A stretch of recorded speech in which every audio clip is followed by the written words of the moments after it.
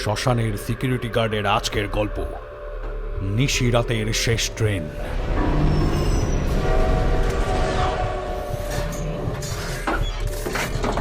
এই ঘটনার সমস্ত চরিত্র, স্থান, কাল সবটাই কাল্পনিক।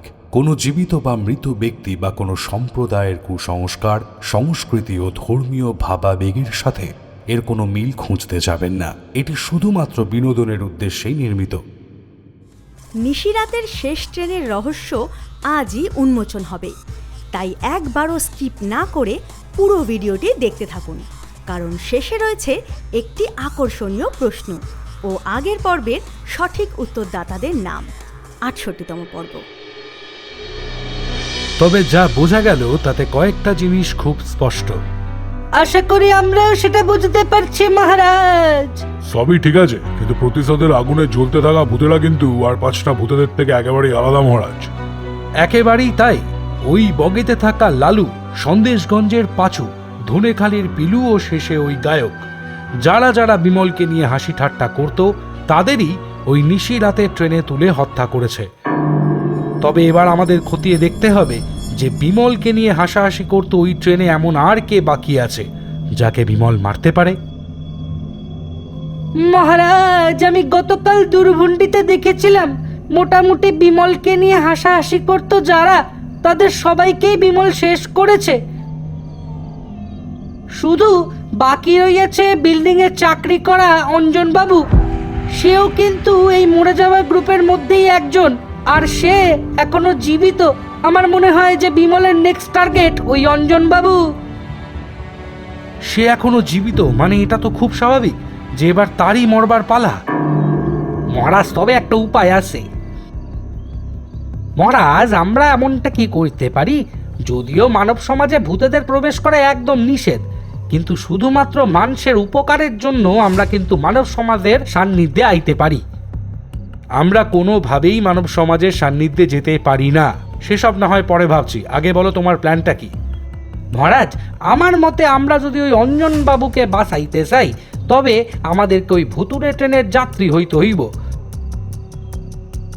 মানে ধরুন, অঞ্জনবাবু যখন ট্রেনে চাইপা বইবেন, আমরাও তার পিছন পিছন যাত্রী সাইজা ট্রেনে চাইপা বইলাম। না, প্ল্যানটা ভালো হলেও মানব সমাজে ওভাবে ভূতেদের পৌঁছানোটা ঠিক হবে না। আর তাছাড়া আমরা জানবোটাই বা কিভাবে যে এই ঘটি গরমওয়ালা ঠিক কিভাবে অঞ্জনবাবুকে নিশিরাতের ট্রেনে তুলবে? এক্স্যাক্টলি মহারাজ, তবে উপায় আমি দেখছি, এখন তোমরা এসো।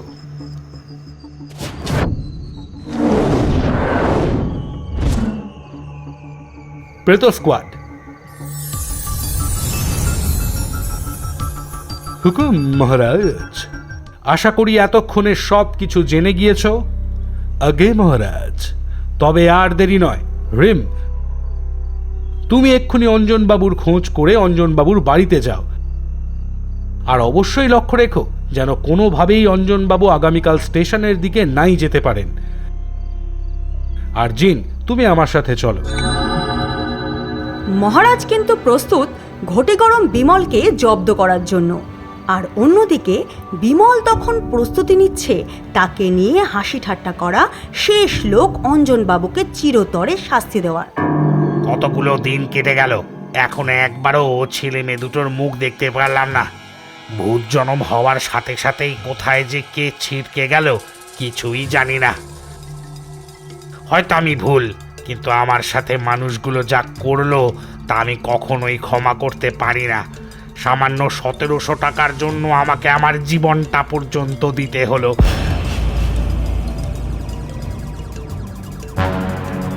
আমি সব শেষ করে দেবো। আমাকে নিয়ে মজা করার পরিণাম খুব খারাপ হবে, খুব খারাপ হবে। বাকি আর একজন, তাকেও ছাড়বো না আমি। হে হে হে হে।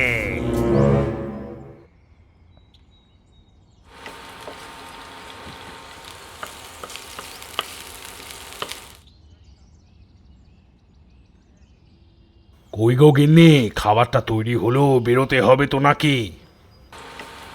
হ্যাঁ গো, যাই, দাঁড়াও, হাত পুড়িয়ে ফেলবো নাকি? সেই হাত তুমি পুড়িয়ে ফেলছো, আর ওইদিকে আমার ট্রেনে আসা সব বন্ধু বান্ধবরা এক এক করে গায়েব হয়ে যাচ্ছে। কোনো খবরই নেই। মাটি খাচ্ছে না আকাশ তুলছে কে জানে। যাই হোক, আমি বুঝতে পারছি তোমার দেরি হবে, আমি স্নানে ঢুকলাম।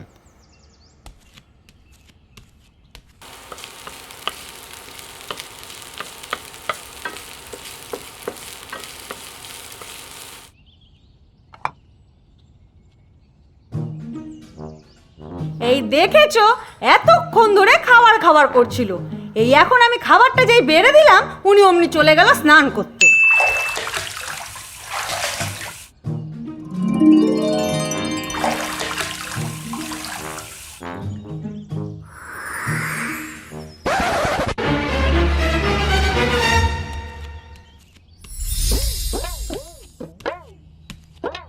গিন্নি, আরে ও গিন্নি, তাড়াতাড়ি দরজাটা খোলো, আমি তো খুলতেই পারছি না। আমার হয়েছে যত জ্বালা, হাড় মাংস জ্বালিয়ে খেলো। দূর, আর ভাল লাগে না, আসছি, দাঁড়াও।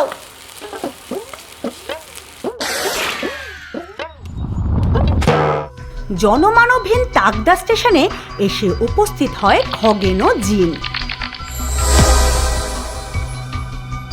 এদিক ওদিক ভালো করে খোঁজার পরও কোনো খোঁজ মিলল না ওই ঘটি গরম বিমল ভূতের।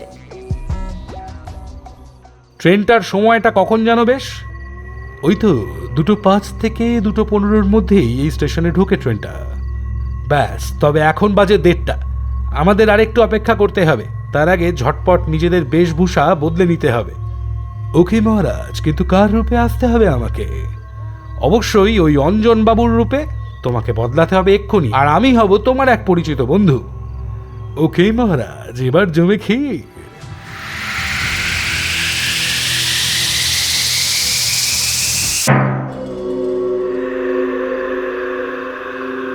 এই ঘটি গরম বলে ঘটি গরম 15 টাকা, 25 টাকা, 40 টাকা। কোচে আমরা দিয়ে ছাল ছাড়িয়ে নুন মাখিয়ে শশা দিয়ে টক ঝাল মশলা আছে ঘটি গরম। ওই যে, ওই মনে হয় বিমল আসছে। নাও, তৈরি হয়ে নাও, ও যেন কোনোভাবেই টের না পায় যে আমরা কারা। আমি তৈরি মহারাজ। বিমল মহারাজ খগেন ও জিনের কাছে আসার আগেই প্ল্যাটফর্মে সেই ভুতুড়ে ট্রেন এসে হাজির হয়। প্রায় প্রত্যেকটি বগি অন্ধকারাচ্ছন্ন থাকলেও একটি বগিতে আলো জ্বলে। মহারাজ খগেন ও জিন সেই বগিতে এসে উঠে পড়ে এবং লক্ষ্য করে যে বিমলও সেই বগিতেই ওঠে। বেশ খানিকক্ষণ ট্রেন চলার পর মহারাজ খগেন ও জিনের সামনে বিমল ঘটি গরম নিয়ে উপস্থিত হয়। এই ঘটি গরম বলে ঘটি গরম 15 টাকা, 25 টাকা, 40 টাকা। কচি আমরা দিয়ে ছাল ছাড়িয়ে নুন মাখিয়ে শশা দিয়ে টক ঝাল মশলা আছে ঘটি গরম। দেবো নাকি একটা? আচ্ছা, ঘটি গরম খাবেন নাকি অঞ্জন বাবু? না, আমি তো খাবো না। এত রাতে ঘটি গরম আর কে খায়? তাও খেতাম যদি ওই আমাদের চেনা জানা ঘটি গরমওয়ালাটা থাকতো। সে আবার কি? ঘটি গরম তো ঘটি গরমই। আরে না না, আপনি তো এই রুটে প্রথম। আসলে আমরা তো সাধারণত এর আগের ট্রেনটাতেই ফিরি। ওই ট্রেনে আমাদের এক পরিচিত ঘটি গরম বাবু রয়েছে। আহা হা, কি স্বাদ! বাহ, তবে একদিন ওই ঘটি গরমই টেস্ট করবো। আর আজ তো অনেক দেরিও হয়ে গেছে, আজ আর খাবো না ভাই, এসো তুমি। আরে হ্যাঁ, সে খুব ভালো মনের মানুষ, আর বলবেন না। কবে থেকে ভাবছি ওর সাথে দেখা করব, দেখাও আর করা হচ্ছে না। কয়েকটা টাকা পেতো, দেওয়া হয়নি আর। তা ভাই ঘটি গরম, তুমি কি চেনো নাকি ঘটি গরম বলা বিমলকে? না, আমি কোনো বিমল শ্যামলকে চিনি না। ঘটি গরম খাবেন তো বলুন, নইলে আমার অনেক কাজ আছে, আমি চলে যাব। ঠিক আছে, বানাও, তবে একটু ঝালটা কম দেবে। আপনি তো নিশ্চয়ই খাবেন না, তাই না? আরে না না, ওরকম কোনো ব্যাপার নেই। বানাও বানাও, আমারটাও বানাও।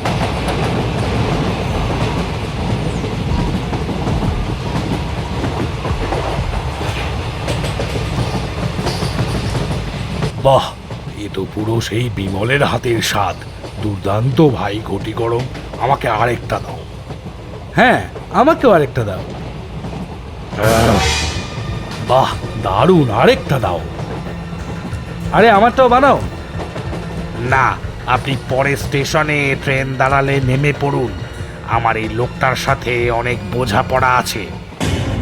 সে কি, আমার স্টেশনে আসতে তো এখন অনেক সময় বাকি, আর ওনার সাথে কি বা বোঝাপড়া আছে আপনার? ভালো মানুষের বেশে অনেক শয়তান রাস্তায় ঘুরে বেড়ায়, জানেন তো? এই লোকটা ওরকমই একটা শয়তান, আর আমি অন্য কেউ নই। আমি সেই বিমল, তবে জীবিত নয়, মৃত। ওরে বাবা ভূত, ছাড়ো বিমল। আরে বাবারে, আমার মেরে লাভ কি? তোমাকে তো টাকা দিতেই এসেছি। এই তো দেখো, ওরে বাবারে, ছাড়ো। 1760 টাকা, তুমি এটা নিয়ে আমায় ছেড়ে দাও। আর কি হবে টাকা নিয়ে? টাকার প্রয়োজন যখন ছিল তখন শুধু প্রহসন পেয়েছি আপনাদের থেকে। ভূতেদের কোনো টাকার প্রয়োজন হয় না, আমার প্রয়োজন আপনার মৃত্যু। আপনাদের দলের প্রায় সবাই মৃত, শুধু বেঁচে আছেন আপনি। আপনার প্রাণটা নিয়ে নিতে পারলেই আমার প্রতিশোধ সম্পূর্ণ হবে, আর আমার আত্মাও মুক্ত হবে।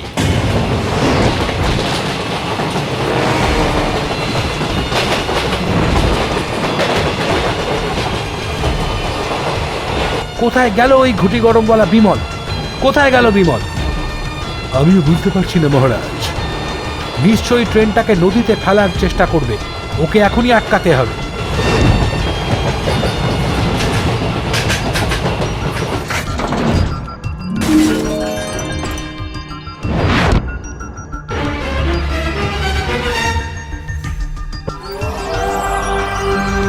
ছেড়ে দে, ছেড়ে দে আমায় শয়তান। আমাকে আমার বদলা নিতেই হবে। আমার বদলা সম্পূর্ণ না হলে বারে বার এই পৃথিবীর মায়াজালে আমাকে ফিরে আসতে হবে।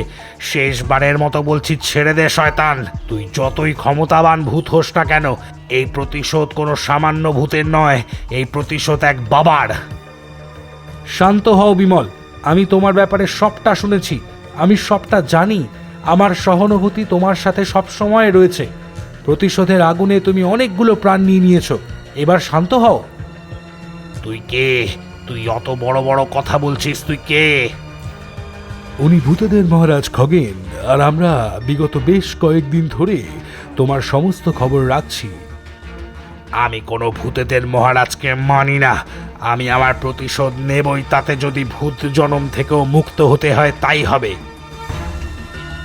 আবারও বলছি, শান্ত হও। আমরা তোমায় ক্ষতি করতে আসিনি, আমরা এসেছি তোমার দুঃখ ভাগ করে নিতে। তোমাকে তোমার মানব জীবন তো ফিরিয়ে দিতে পারবো না, তবে এটুকু বলতে পারি যে সময়কে সময় দাও। আজ যে বা যারা তোমার সাথে খারাপ করলো, তুমিও যে তাদের সাথে খারাপটাই করবে সেটার কোনো মানে নেই। মানুষের কর্মফল মানুষকে তাড়া করে বেড়ায়। তাই সব কিছু নিজের হাতে না তুলে ওপরওয়ালাকেও সময় দাও, কারণ ওপরওয়ালার মার দুনিয়ার পার। আর আমার ছেলে মেয়ে দুটোর সাথে যেটা হলো সেটার বিচার হবে না? আমার ছেলে মেয়েটাকে যে অকাল মৃত্যুবরণ করতে হলো। আমরা ভাবি যে আমরা সব কিছু করাই, আসলে সেটা কিন্তু সত্যি নয়। সব কিছুই আগে থেকে পুনর্নির্ধারিত। যা যা ঘটেছে সেগুলো সবই উপলক্ষ মাত্র। শান্ত হও, আমরা অবশ্যই চেষ্টা করব। মানব জীবনে না হলেও তুমি তোমার ছেলে মেয়েকে নিয়ে যাতে ভূত জীবনে একসাথে থাকতে পারো, সেটা কখনোই সম্ভব নয়। আমি আমার ডিঙ্গি ও শিলুকে কিছুতেই খুঁজে পাচ্ছি না।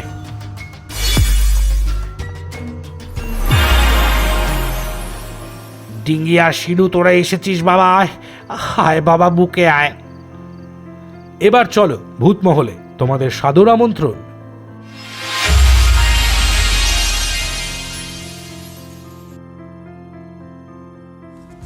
আগের পর্বের সঠিক উত্তরদাতাদের নাম: